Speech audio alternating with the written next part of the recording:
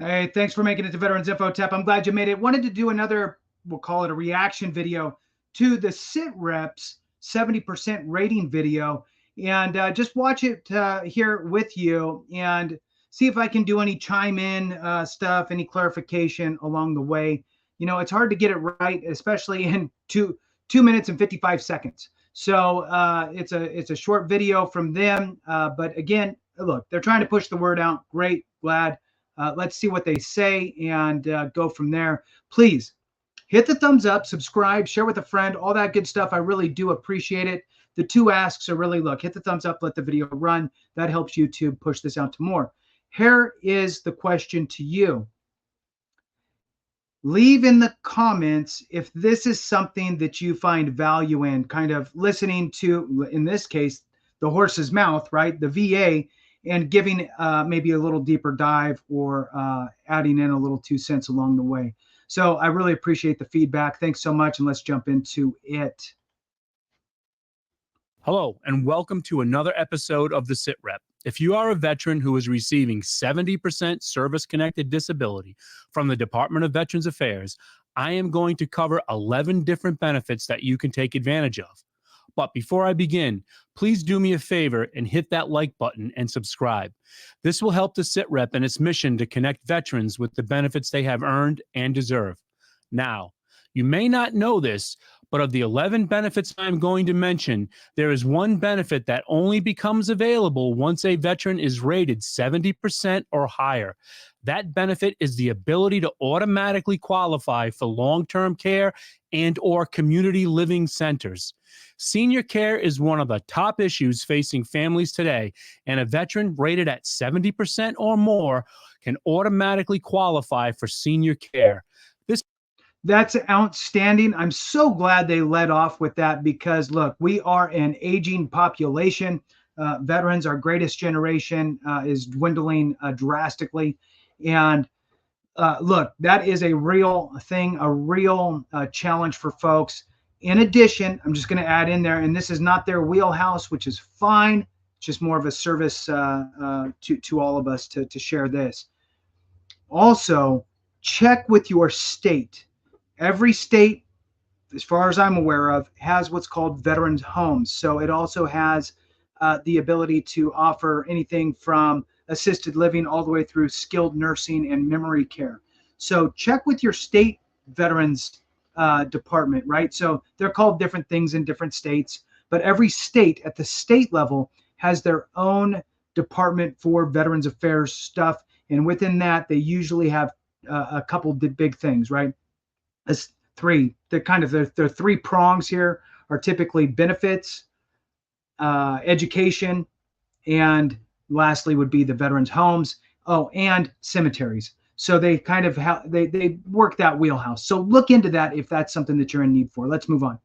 This can be a huge relief to families facing these challenges. However, to qualify for this benefit, a veteran must be enrolled in VA healthcare. VA healthcare has a full array of healthcare programs, as well as assistance with education, employment, housing, medical equipment. The list is nearly endless. No matter the situation, if you need help, VA healthcare most likely has a program to assist you.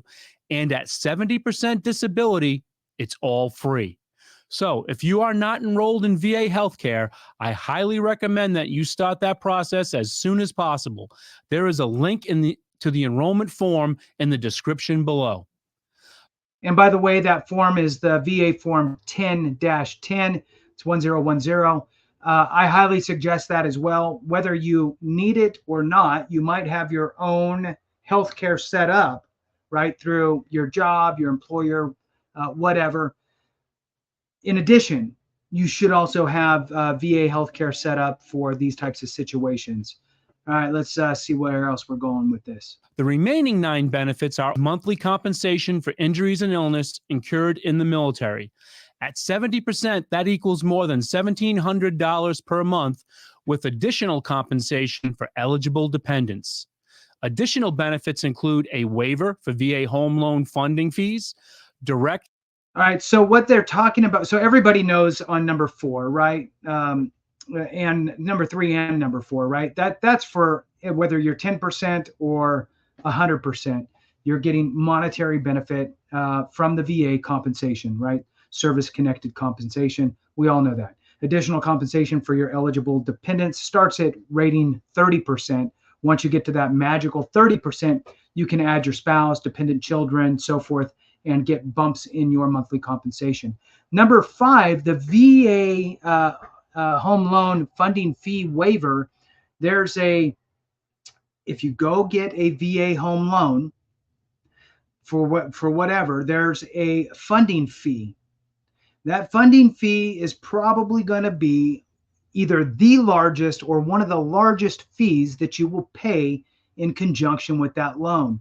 That is waived for service-connected individuals, right? Veterans. So if you're a service-connected veteran at 10% or whatever, 30%, 70%, doesn't matter, the VA funding fee is waived. Here's another thing. If you file an intent to file, if you put in an intent to file, let's say you have no rating, right? No rating, have never really thought about it. I know I should do it, but now I need to go buy a house. This is the example. Great. Stan's in the background. Don't know if you can hear him. All right. So what you would do is you would put in an intent to file, then close escrow on your house. Then your VA disability compensation claim gets filed. It gets approved. They backdate you to that intent to file date, which was prior to your close of escrow on the home. You can get refunded that VA funding fee because you were a disabled veteran prior, because they backdated you prior to the close of escrow. So very important little piece of that puzzle that often gets left out. So I wanted to add that in there. All right. So the next one that we're getting into is the direct hire authority. And this is with the federal jobs, right? So you'll see that on USA Jobs. Let's see what he has to say. Hire into open federal positions as long as the veteran is qualified. 10-point preference on the application for federal employment. Access to the Veteran Readiness and Employment Program.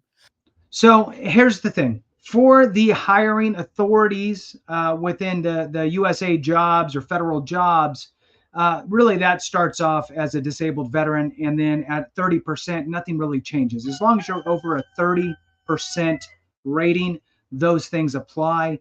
So there's no need to try to get to 70% to make those happen. You already know it. 10% rating is related to being able to be eligible to apply for the VRE program. That's the Veterans Readiness and Employment Program, which is a fantastic program that I absolutely love. Here's the thing. It's an employment program, but a lot of veterans look at it as an education program. It's not an education program. They utilize education to get you employment. So you need to go into it with the mindset of my service-connected disabilities are inhibiting my ability to hold, maintain, have a job, whatever.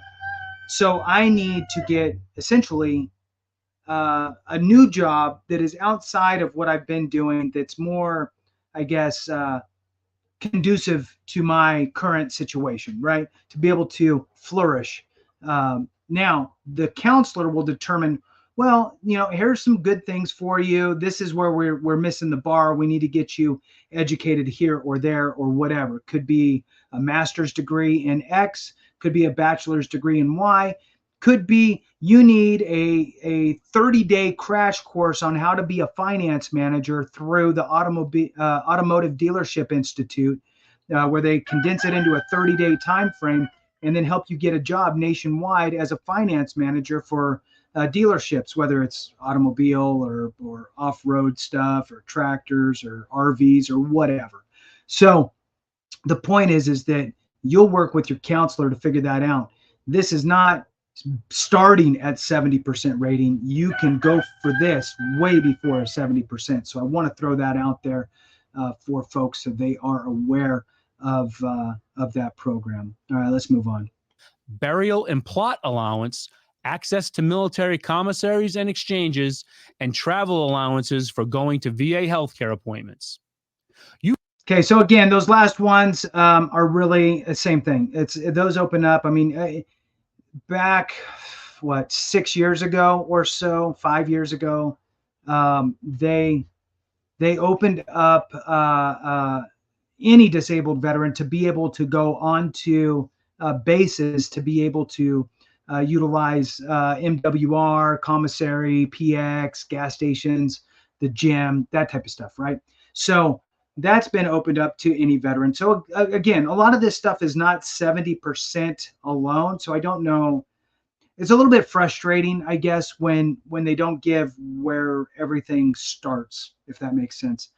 Because what we don't want to do is we don't want to condense it into a 3-minute video and say, this is 70% rated benefits, because then somebody who's 30% or 50% or 60% thinks I have to be 70% to apply for VRNE.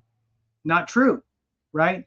So the one thing that I did not see them talk about is the ability to file for TDIU, so total disability, individual unemployability, which has a couple percentage requirements in order to apply for it. You could have one rating at 60%, or multiple ratings that equate to 70% or higher, with the 40% being one of your ratings. So it's a little convoluted, and that's just off the top of my head, but there are some requirements in your ratings to file for TDIU, total disability, individual unemployability. At a 70% rating, you might be at that threshold, which would allow you to file for that and be able to be paid out at 100% rating, even if your combined is 70. So I'm not sure why they left that one out. That's a big deal, because somebody who is at 70% and would be able to qualify to file for TDIU, they might have a really hard time holding a job. They might not be working at all because of it, and they need to file for total disability, individual unemployability, and getting that additional pay could mean a world of difference for them. Moving from a 70% to 100%. I mean, if you're married with a child, your pay is about close to $4,100 tax-free money per month. So important benefit that I wish they would have included in this. All right, let's move on. I think he's getting ready to wrap it up here, but let's see. You've earned these benefits, and to learn more, visit the links in the video description below. And as always, thanks for tuning in, and be sure to hit that like button and subscribe so you don't miss out on future episodes of the SITREP. Hey, folks. All right, so that's the end of it. But again, overall, sure, yeah, all those things you can do at 70%. Left out the ability to apply for TDIU in probably most cases. With that 70% rating. And it's again, it's a 3-minute video that they're trying to slam all this in. My big takeaway is don't shortchange yourself. Most of those benefits talked about open up at a much lower rating than a 70%, oftentimes just being a disabled veteran. So at any percentage, and then it kind of slowly moves up. At 30%, you're getting all the federal employment perks of being a disabled veteran for hiring authorities and so forth. So don't think that you have to be at 70 for all of these things. Look into it, and I'm glad I did this. If you hung on till the end, let me know if this is something you find value in, because I'll do these periodically if that is the case. Thanks so much for watching. I appreciate you. Have a great one. And remember, if we don't take care of each other, something went wrong.